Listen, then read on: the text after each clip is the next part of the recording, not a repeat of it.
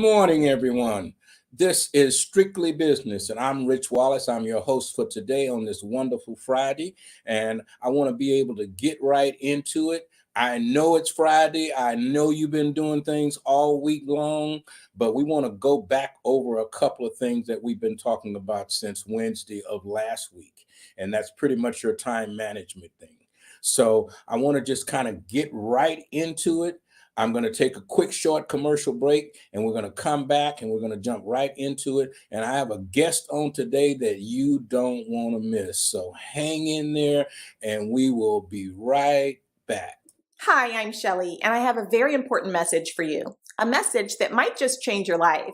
During the COVID pandemic, approximately 41% of Black-owned businesses closed their doors. That's nearly 500,000 businesses across the country that no longer exist. Boom. Just like that, they are gone. But there is still hope.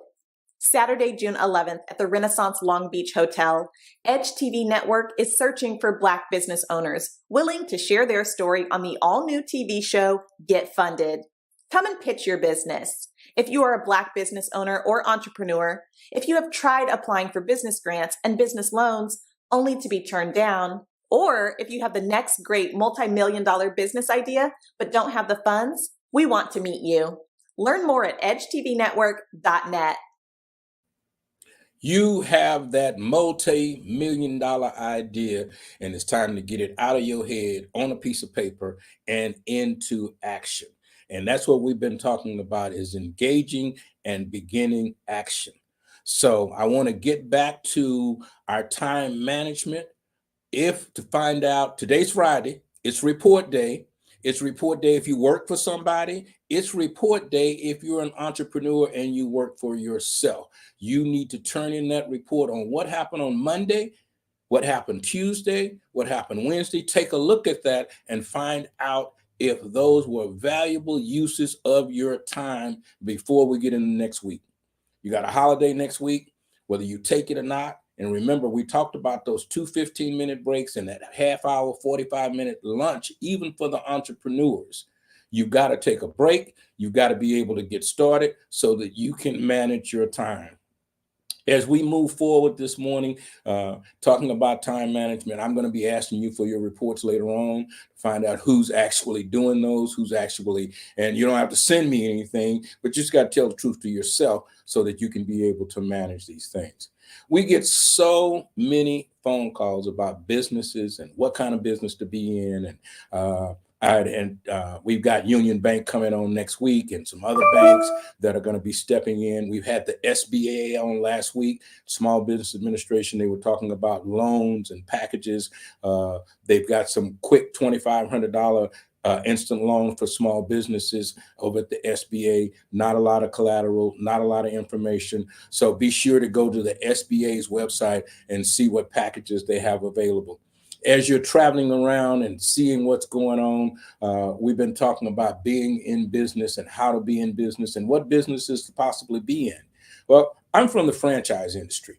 I owned up to 7 restaurants across the country, and they were all franchise restaurants. Well, most of them were franchise restaurants. And I took training. So before I actually got into the restaurant business, I had to go to chicken school.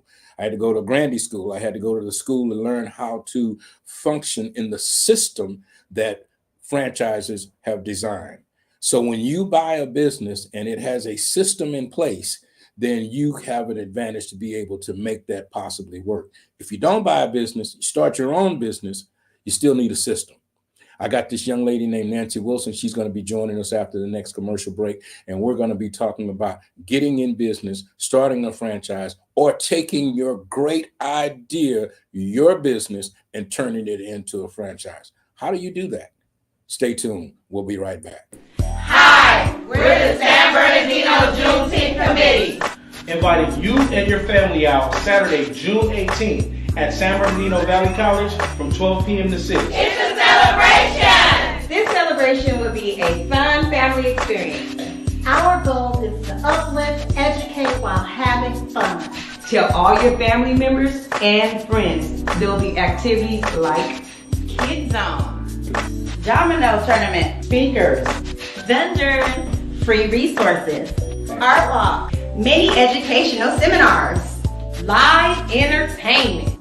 We hope to see you there for the celebration of freedom.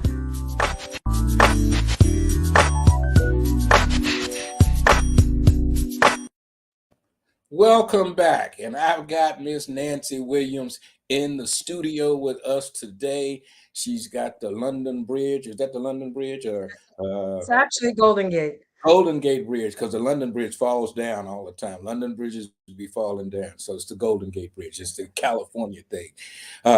Once again, this is Strictly Business, and welcome back. And thank you for being a part of us today. And we're going to talk about franchise businesses. Miss Nancy Wilson here is a franchise director of her own company. And Nancy, can tell us a little bit about yourself and what you actually do.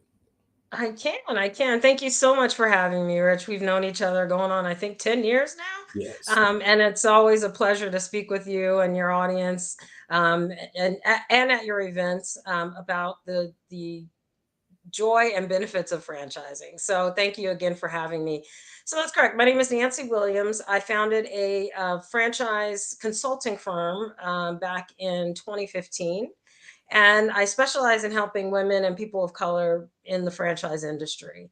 So the reason I got into the business is that I realized that part of the reason that the percentages of Black franchise owners is so low is that we don't have anyone that's educating us on how it works, and the pros, cons, how to navigate the system, the funding, the attorneys, all of those things. And I really wanted to boost the number of women and African Americans in franchising. So I said, this is it for me. And I've loved it ever since. So I do have a firm, and we represent over 600 different franchise brands in the US, Canada, and Mexico. So if it's a franchise, we can help you get into it. We do free consultations. So we encourage people to call, educate themselves, ask questions. It's not going to cost you anything. And you and I both know that you can't get started until you pick up that phone. Yeah. And you have to actually engage, make some things happen. I do have a few questions now. In starting a franchise or buying into one, it sounds expensive. It sounds as if I need $500,000, 300, 400,000 but I've got 25,000, decent credit score, and I want to be in business. Can I actually buy a franchise with a down payment, or how does that actually work? No, that's a really good question. So, so the truth of the matter is, we we have franchises that start off at $10,000. Things like travel agent, those sorts of things that are home based that you could get into, and of course, like you said, up to millions of dollars. So there's lots of opportunities in between that amount. But this is strictly business. I want to talk real. I don't want to, I don't want anyone to, think they're going to jump in and 10,000 is going to make them a million, right? So the general rule in franchising is a lot of times the lower the buy-in, the lower the returns are going to be until you really start to build up. Right. So you're just starting out. It's something to get your foot in the door. In terms of down payment, that doesn't really exist in franchising, because what happens when you buy into a franchise, you're buying the system. So it's not a down payment situation. Once you purchase it, it's yours. And so there's not a lot of opportunity for things like down payments. You're there, you're there to invest. The franchisor is doing a lot of work on their end. So, they're expecting to be paid for just like any of us that have a business.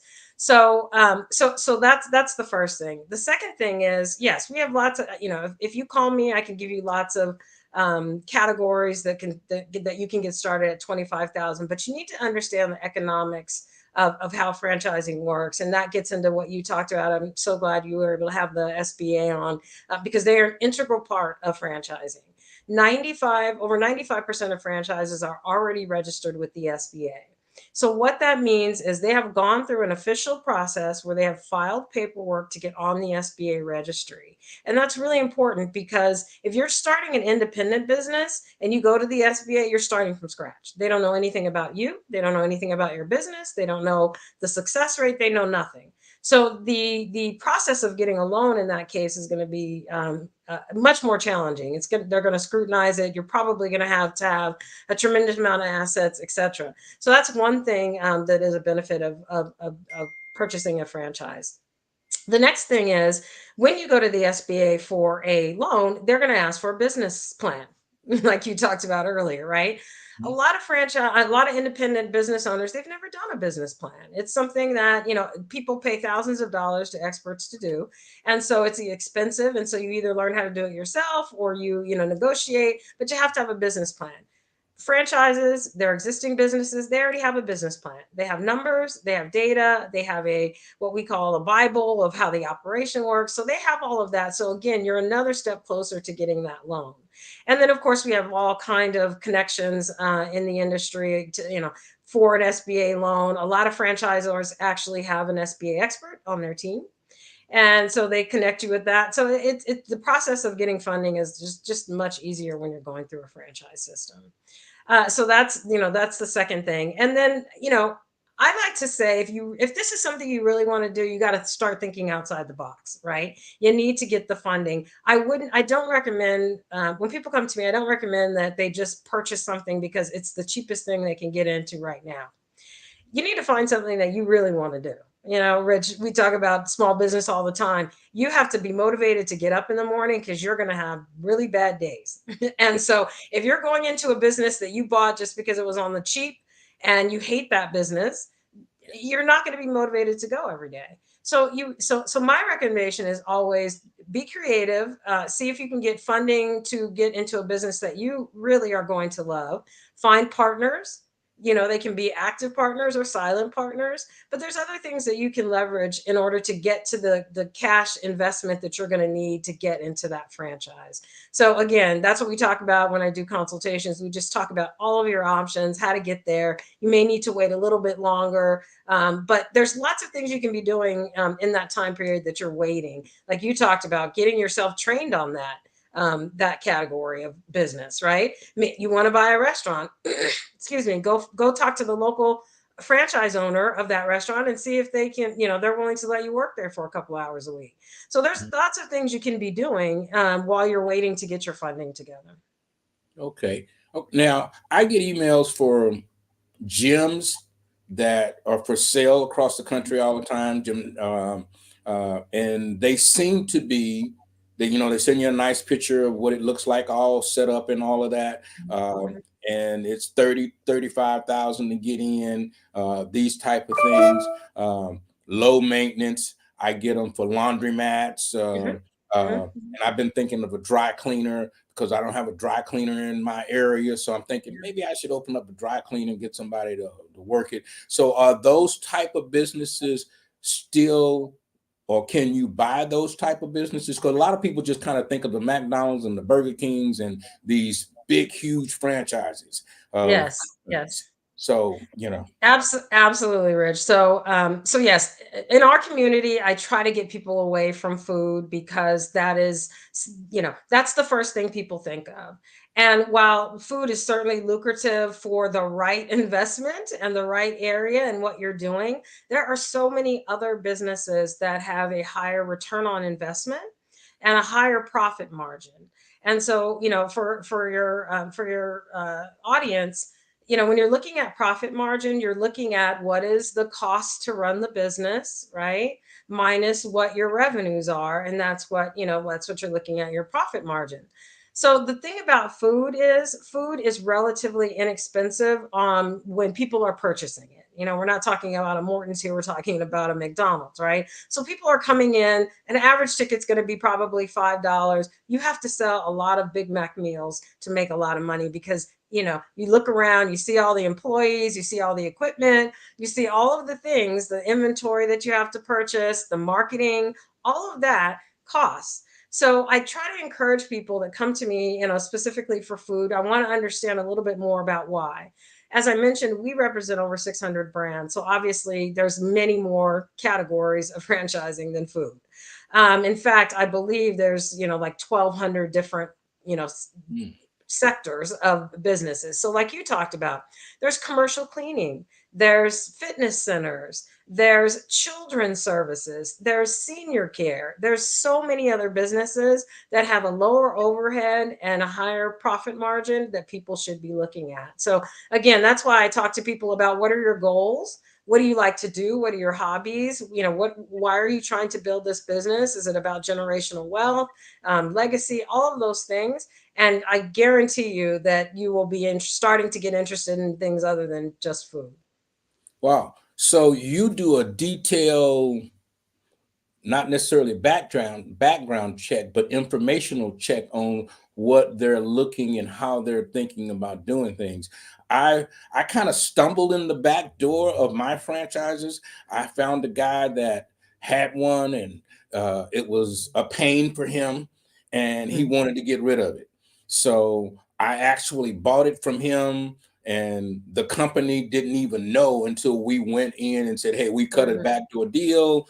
And then that's when I found out that there's a $8,000 transfer fee mhm, and mhm, $4,000 put your name on this form fee. So even though him and I cut a backdoor deal, $10,000 or $12,000 or whatever it was, once I got into the franchise office, I found out I had to spend a lot more money. I didn't understand the equipment, what you just mentioned.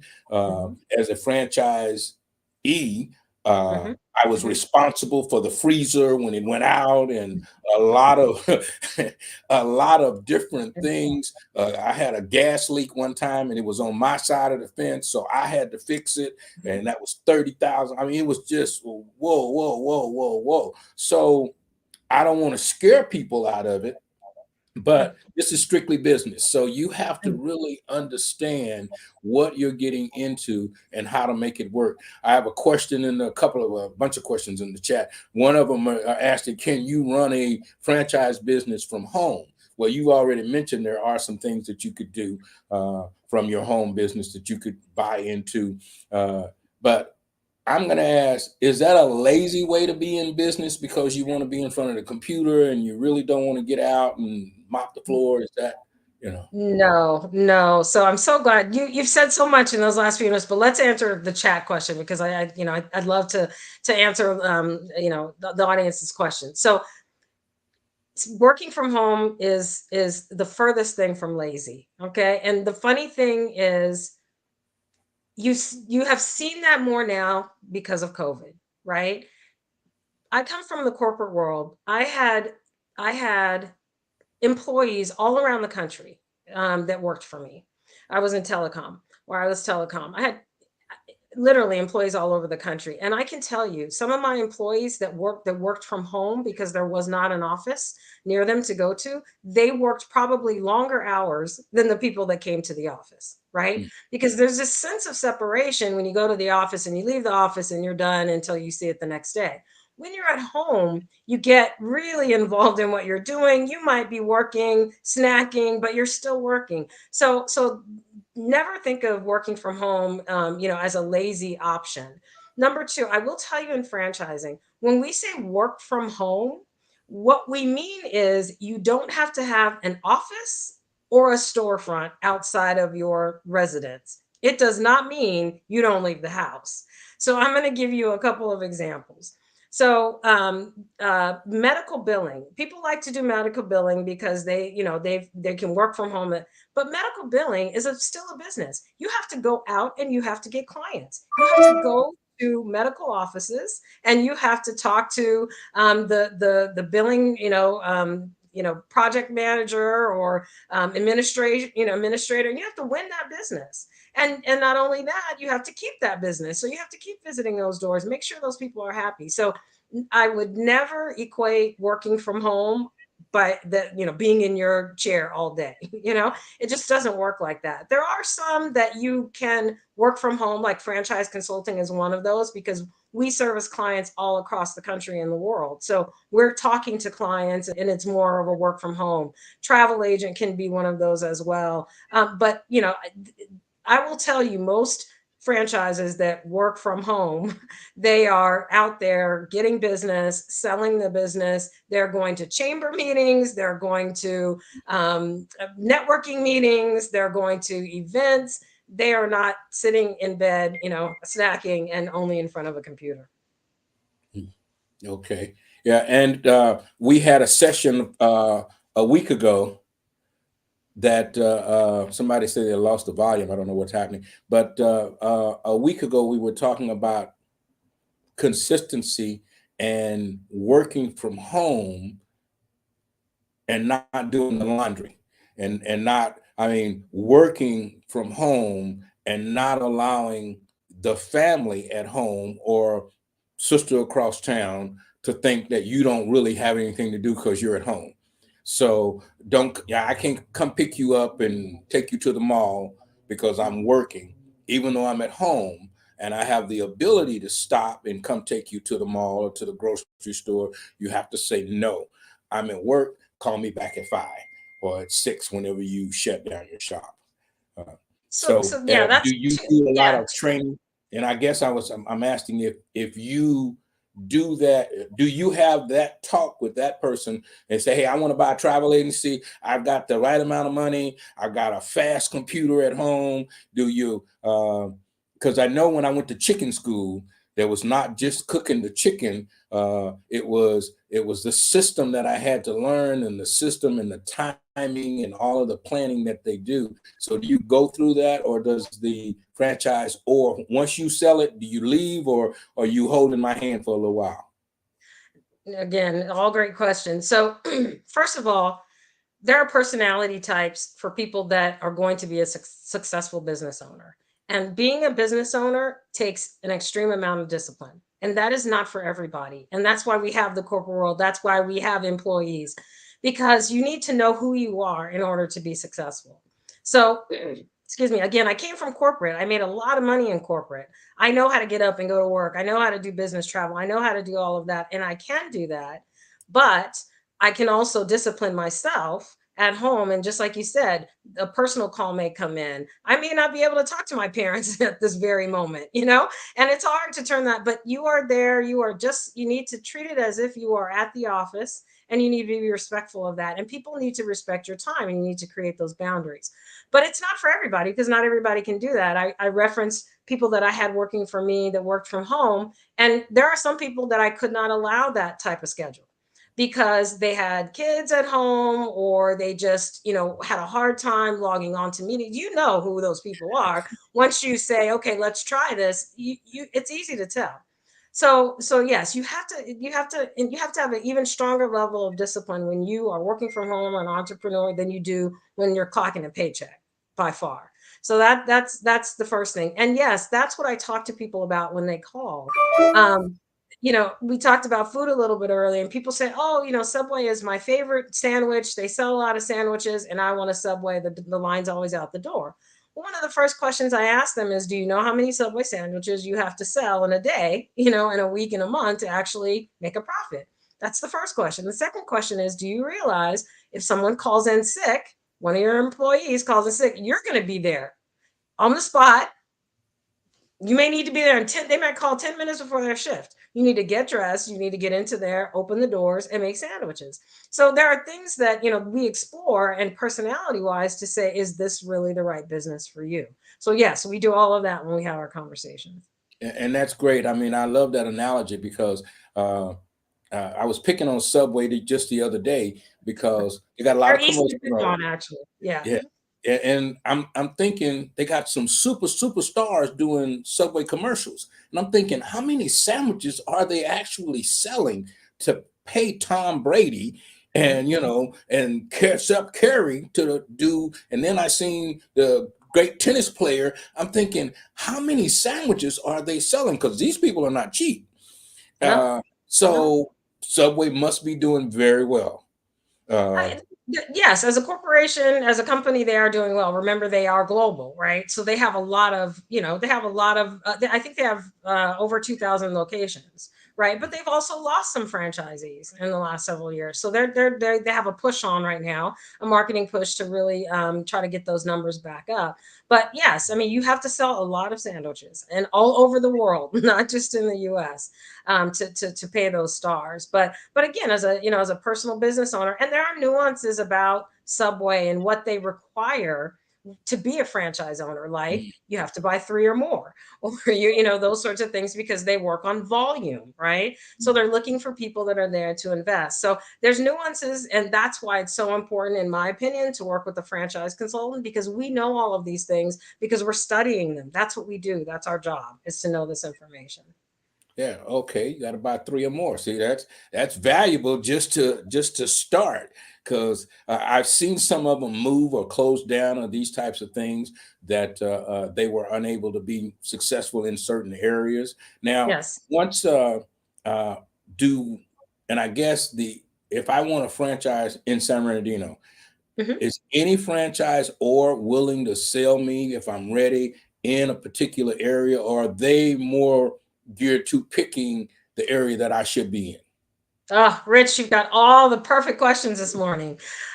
So the short answer is no. You can't just open a franchise anywhere you'd like, Uh, whether you like the brand.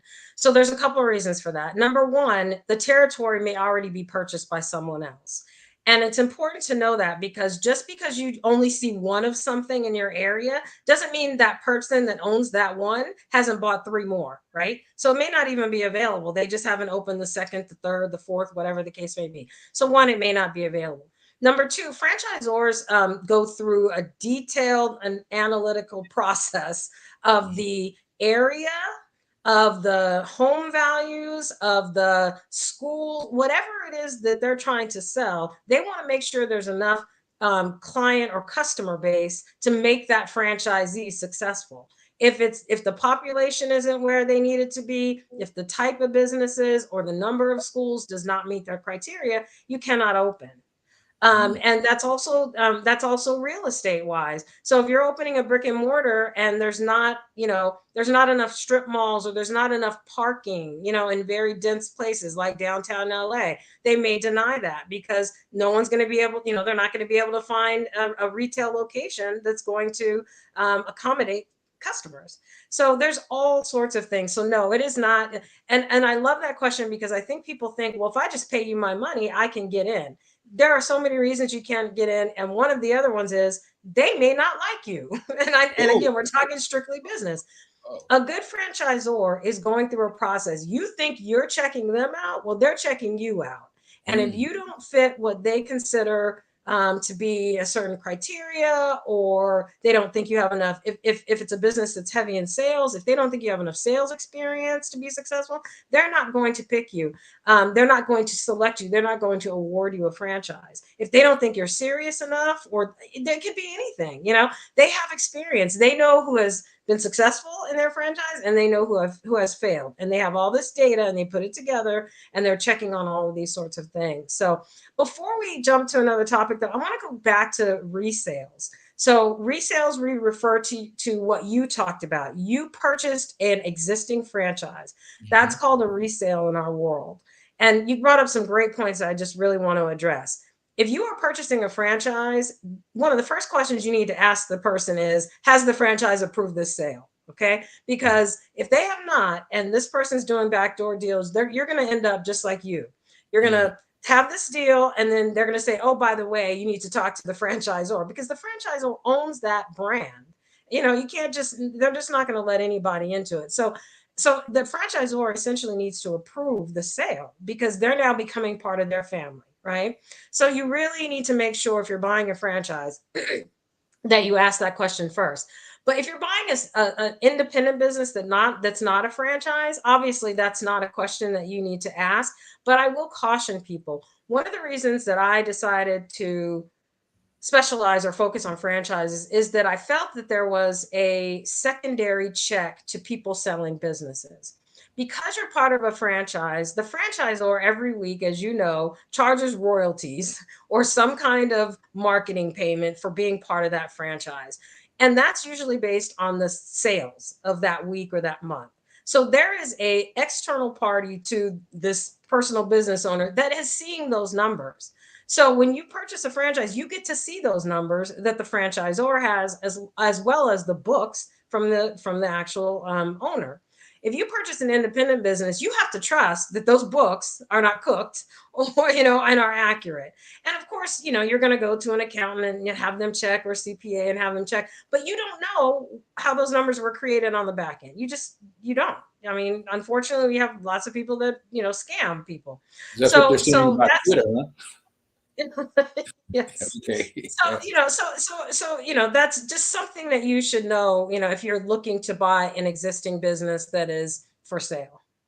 Okay, in dealing with, and I think his position may be different from yours, but dealing with just a business broker that resells businesses, Yes. okay, are those, do you have to, and I guess the question is, do you need an attorney on staff consistently when you're doing this? Is it so legalized that the average person just gets lost in it? And they say lawyers kill a deal, because of all of the steps and those kinds of things. So in dealing with a broker that is just selling businesses, is that different from your company?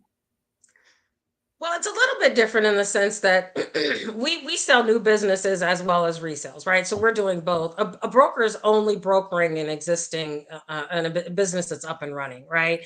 And so the term broker in businesses is really for an existing business owner that has said, okay, I'm done. I want to retire, or and it's usually not a franchise because again, when a franchise owner wants to sell their franchise, most of them go to the franchisor and they say, my franchise agreement's ending. I don't want to renew it. I'm ready to sell. And the franchisor will work with folks like myself, and we will reach out to our existing client base, right? So in that area to see if there's interest. So that's really traditionally how the franchise selling process, reselling process works. Of course, an independent franchise owner can go and get their own broker and do that as well. But really, the first step, my recommendation is, if you own a franchise, is to go to the franchisor first. They might already have someone that wants to buy. They may have someone in the neighboring territory that said, I would love to have that, location. So that's my first advice. So just a standard business broker is usually approached by someone that owns an independent business. They're ready to sell, and the broker's job is to go find buyers. And so that's the brokering process. My advice to everybody that's ever selling a business is to definitely find an attorney that you trust, which is, I usually say, find someone that can refer you to an attorney that they know and trust. And you need them to look at the seller and buyer agreement to make sure you're protected. So that's really, really what brokering means. Okay. I want to spin back to a statement you made earlier, and it's kind of a cultural thing. I know when I bought my franchises, uh, the restaurant chain, when I was younger, had been around for a while, and blacks were not allowed in those particular restaurants. And I wound it up, which is really why I really wanted to own it, because I couldn't go in it as a kid. Now I own one, but they had not had a black franchisee ever, and is in the state of Texas. Do you run into these because you say they may not like you, or they may not, they can deny you for any reason that they choose? Are you faced with situations that minorities, blacks, Hispanics want to buy into a business and they can't get into that good old boy system? Are you challenged with those kinds of things, or is that even legal today? No, it's not. It's definitely not legal. So you really don't find that in franchising. The truth of the matter is the number one the number one disqualifier is usually funding. And unfortunately, because of our economic situations, right, that's why we're denied it's usually for funding or access to capital or resources. So you don't really find that. I will tell you that that I've interviewed. So I also have been a content contributor for Black Enterprise Magazine in their franchise section for 6 years now, I think. And so I have interviewed a lot of Black franchise owners as well as franchisors, African American franchisors that own the system. And so a lot of the franchisees have shared with me what you talked about, which is, I really want to open this lash studio in my neighborhood, and they've gotten pushback from the franchisor saying, that community is economically challenged. Maybe for your first one, start in the suburbs, right? Because you want to make a name for yourself and build it up, and then we can look at, and they will do that. And again, it's from an economic perspective, a success perspective, right? They want to make sure you're successful. However, I have also been told by those franchise owners that they've pushed back and they've said, look, I understand that you think this is economically challenged, but let me tell you, most of the people in my neighborhood, after they get paid, the first thing they do is they go get their hair, nails, and lashes done. So I think we should take, take a chance. It's not something you should, and they've been successful. They've also been successful in getting them to put more people of color in their marketing. That's another reason why people of color may not be going to some of these franchises, because they don't feel welcome.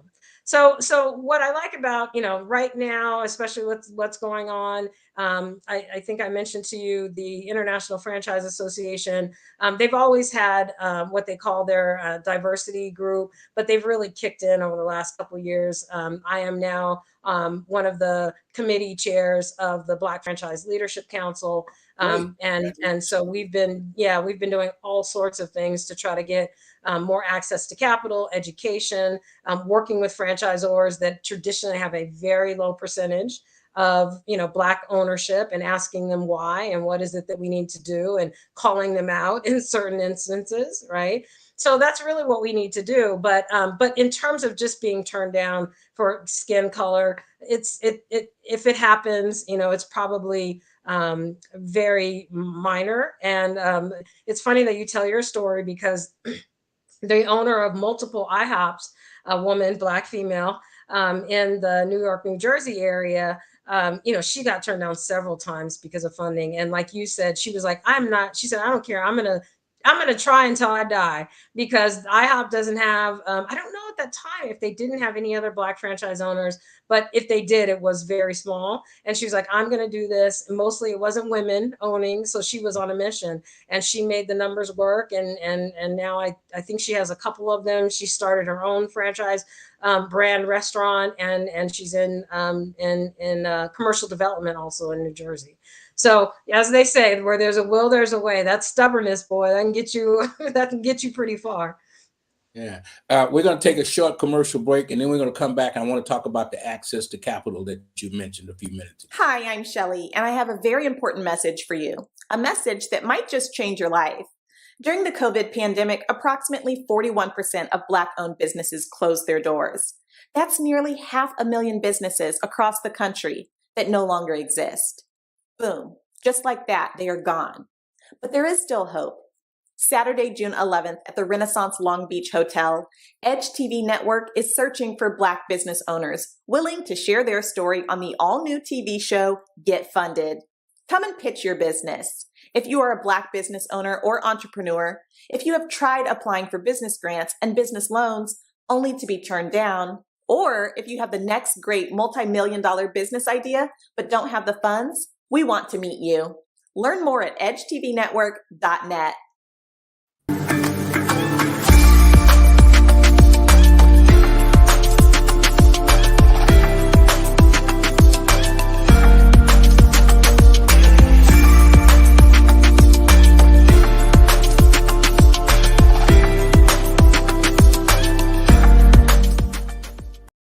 Welcome back, everyone. This is Strictly Business. I'm Rich Wallace here with Miss Nancy Williams, and we are talking about buying, selling, franchises.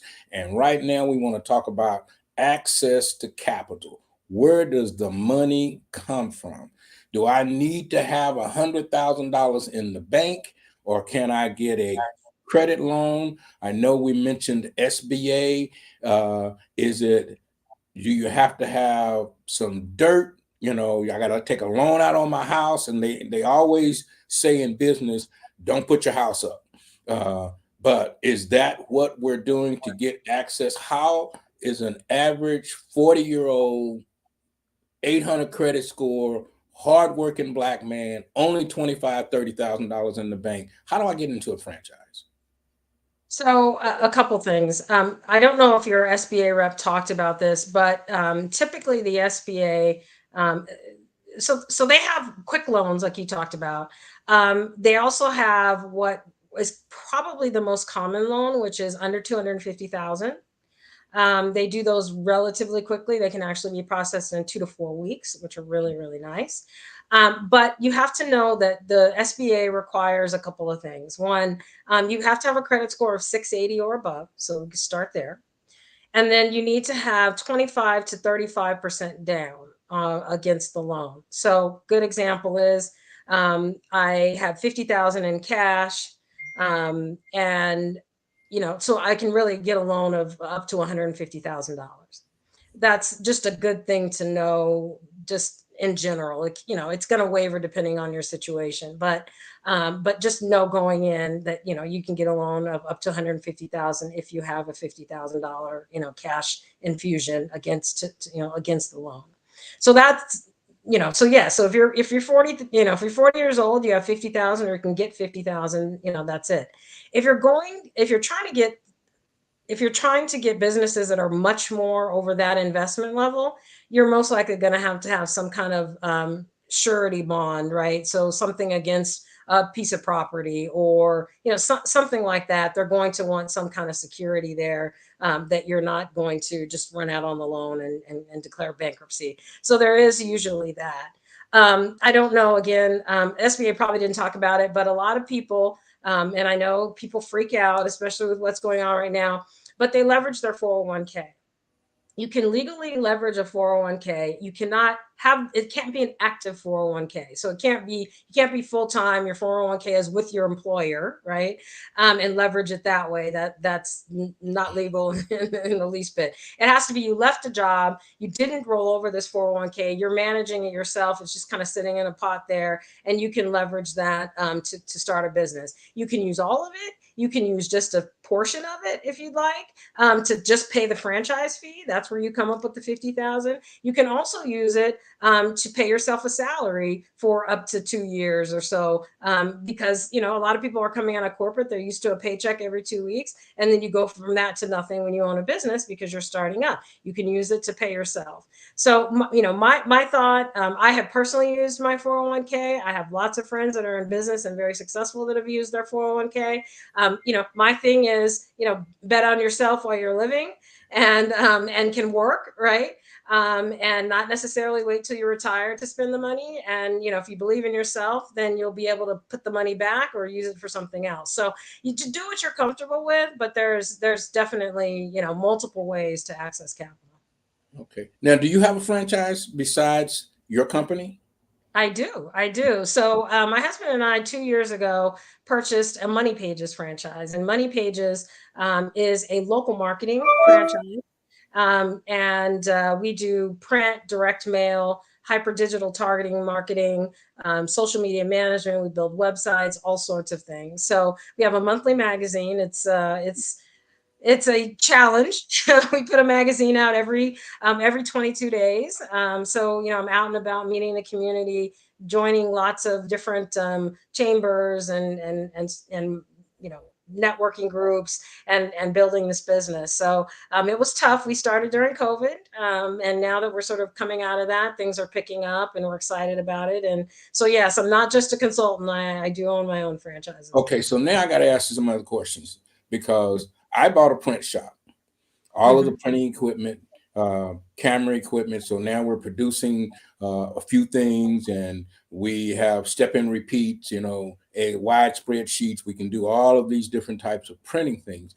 I never thought about buying into print franchise. Franchise. Yes. I'm from the newspaper business originally before I went into the restaurant. So I understand print media, direct mail, and all of that. And also, I publish 2 magazines every month.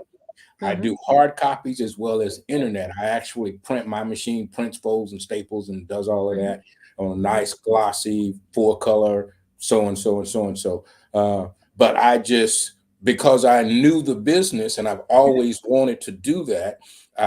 When the in the middle of COVID, we got some funding and we bought some. We spent close to $40,000 in printing equipment that I'm still learning how to work some of it.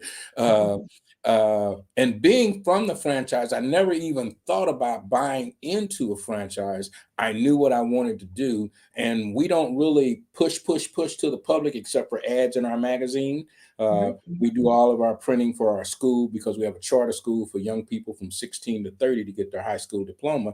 So we print all of those materials and those kinds of things, and we teach young people. But I probably should have looked at getting into a franchise. So when we get offline, we'll talk about how I can possibly do something with what you have, and I can, we'll talk. But I Yeah. wanted to, because Yeah. people We'll get talk. into the business and they go, man, I should have bought a franchise. I have a friend of mine right now that is making signs and sweet potato pies. And he really, he believes he's got the best sweet potato pie around, and so we were talking about some health department and some this and that, and he's just going to fairs and pop-ups and these kinds of things. uh, uh, as we begin to be seniors, we've aged out of the workforce program and really not looking for a job, but still got a light bill. So a lot of 55 and above are starting businesses and not really wanting to be in this. Like my friend, he's a construction guy. He's in the construction trade. Well, he's over 70 now. So a hammer and a nail is not what he's trying to do. So, but he still needs to make money. So he's decided to try to get into the baking, and he's always wanted to sell pies. What do you tell seniors to that want to get into a small business? And I talk about George Jefferson in the dry cleaning business all the time. And I said, well, George told us there's money in dry cleaning. And I know there's got to be in my neighborhood because I wear suits every day. So I mean, where do we tell these seniors and veterans that are getting these packages for once they get approved and all of these kinds of things that are lost in trying to get in? So do you just set up a counseling session, or should we have you on every week so you can talk about how to do and what to do and how to connect? Tell me. Well, yeah. Uh-huh.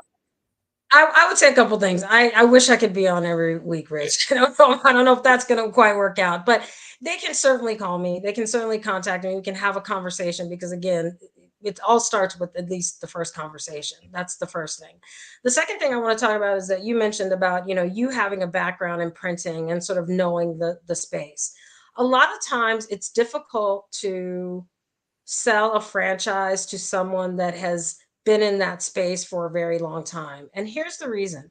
They already have the contacts, they already can, they know what equipment they need. And a lot of times, after you have the conversation, they start thinking to themselves, well, do I need a franchise system to do this? I pretty much have all the pieces that I need.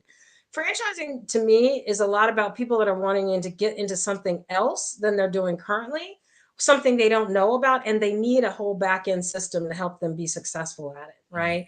So that's usually the conversation that I have with people that say, hey, I've been doing this for 20 years, I'd like to have a franchise. Now there are some exceptions to that. I get people that have been accountants for years and they actually want to own their own firm, but they don't know anything about the billing of it. They've just been doing accounting for clients, but they want to get into the space where they're actually having other accountants work for them, and they're going out and and seeking the accounts. So in those cases, it can make a lot of sense to get in, to say, hey, I need a franchise behind me. I need a franchise that knows about payroll and all of those things that I know nothing about because I've just been a single performing accountant.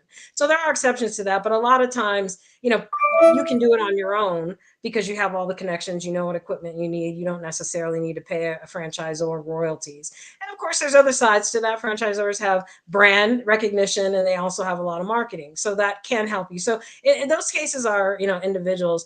But I would say, and the other thing I wanted to comment on is your veterans, statement. We were just talking about this at the Black Franchise Leadership Council, because veterans, the veterans community has the highest number of Black franchisees.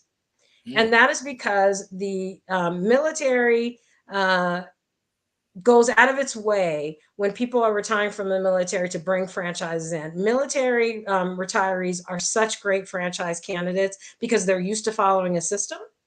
They don't necessarily want to work for someone else. They've been doing that, structured all along, but they like that structure. They like having a team to rely on. That's what they do in the military. You're always relying on your team.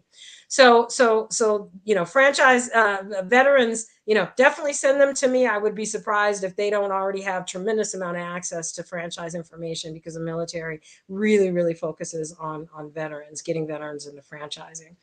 And then in terms of seniors, it really is a one-on-one conversation, because it's about how much you have to invest, what you're doing. So for example, your gentleman that's doing pies, that's not really a franchise. It's, that's a very specific thing. It might be very specific to the area or the region. So, that might be more difficult. But I can advise them if they want to maybe, do open up a food truck, right, which they can sell their pies from. We can certainly talk about that. We can certainly talk about them partnering. A lot of people that do baked goods or other specialty items, they actually partner with local restaurants, and they provide, add that to their menu. So there's lots of options for that. And I'm happy to talk to them regardless of whether or not it's a franchise option or not. Now, you mentioned partners, and I was going to ask this earlier, and it kind of slipped away, and now came back. Almost every gas station is selling chicken now. Right, correct. Crispy Crunchy is a big seller. Crispy Crunchy and I talked to them for a while, and they were around $5,000 or $6,000, and they make money off of the volume and this and that kind of thing. And I'm still in the back of my head, but I really don't want to be in the food business, but it's good chicken. So the partnership, is that something that you push to? If I want to do a crispy crunchy chicken, can I get through you, or do I call them direct, or do I have to find a guy with a gas station that has a kitchen in it?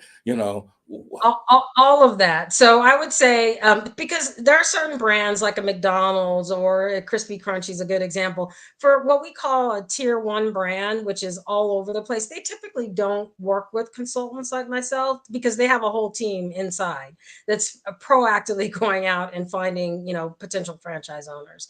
But I can share that information with you. And so you won't know unless you call me and say, I'm thinking about this brand. How do they work? So that's the first thing.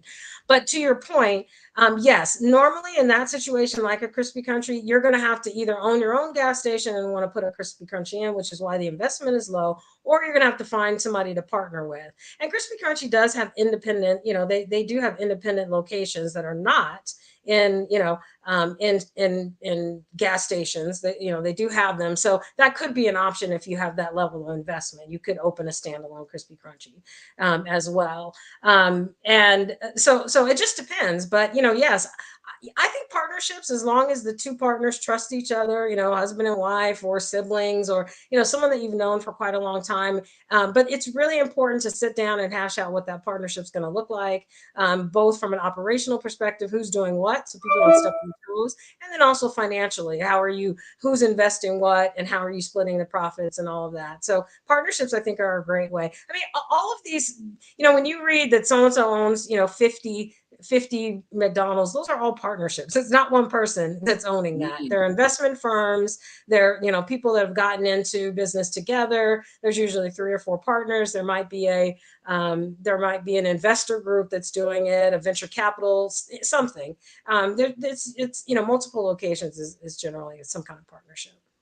Now, I know once I got into the franchise, I winded up with 2 stores, and the franchise or kept coming to me once I was in and having great deals for me to add another location. And I just kept adding them, and it Exactly. seemed easy. And I could do really well with 2 stores in my head, with the paperwork, with the training I got, with my eyes closed. But when I had 7, Right. it was, and you hear about these stars and football players that's got 29 Pizza Huts and 13 of this and 14 Right. of that. You know, I was driving my bookkeeper crazy. I had over 100 employees. I had to get top heavy. Yeah, Right. with a personnel manager and a district manager and a regional manager and all of these people that help manage the people in the restaurants that had nothing to do with selling the food. Uh, it just got to be, and I have to use the term overwhelming for me Mhm. because I was trained well for 2 stores. But when I started adding more volumes, it looked easy, but now I'm spending $40,000 a day in buying Mhm. food for 1 store, you know, Yes. Yeah. Yeah. and Yeah. it just got to be.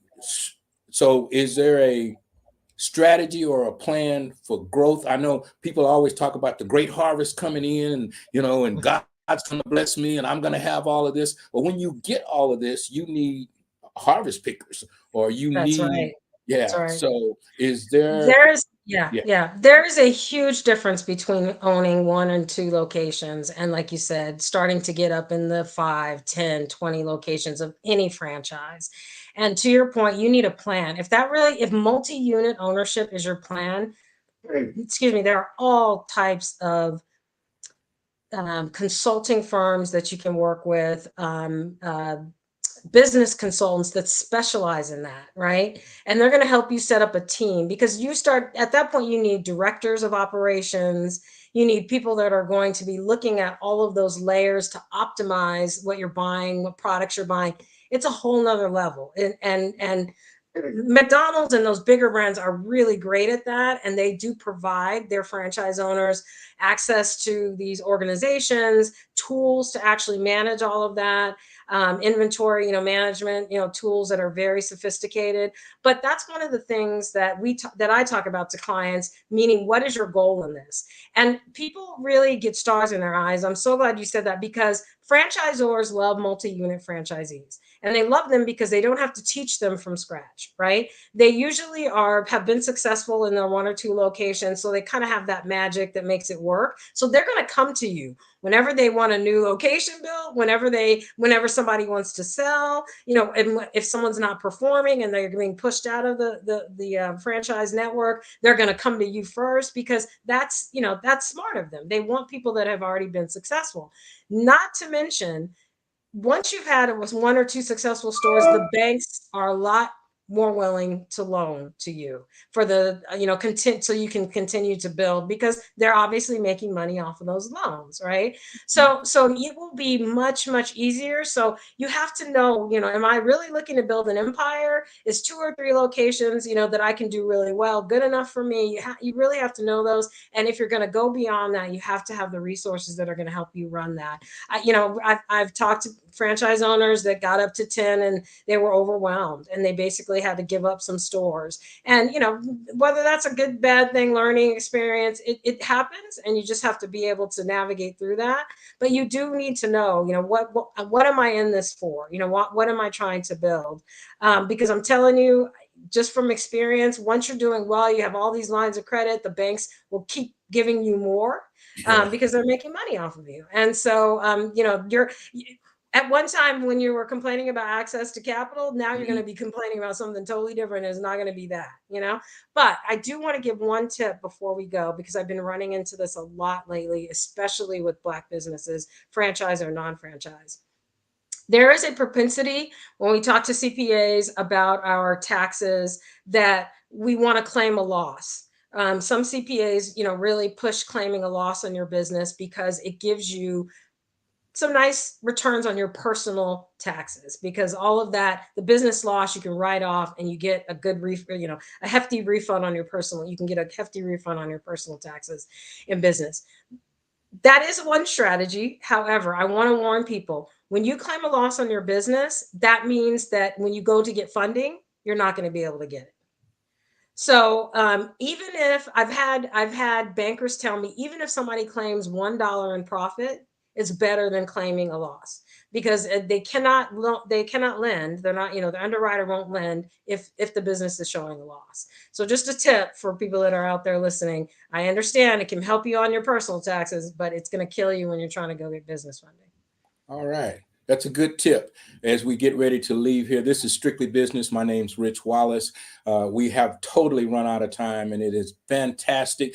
I will have a link on my website at blackchamberofcommerce.org, and it will say franchises, and it'll have the direct information to get a hold of Ms. Nancy, and you'll be able to reach her from our website at blackchamberofcommerce.org. I'll get a link from her, and you'll be able to go straight to her so that you can talk to her in detail about your franchise, how to be in business, how to get started. This is Rich Wallace, and thank you for being a part of Strictly Business. And we'll see you next week.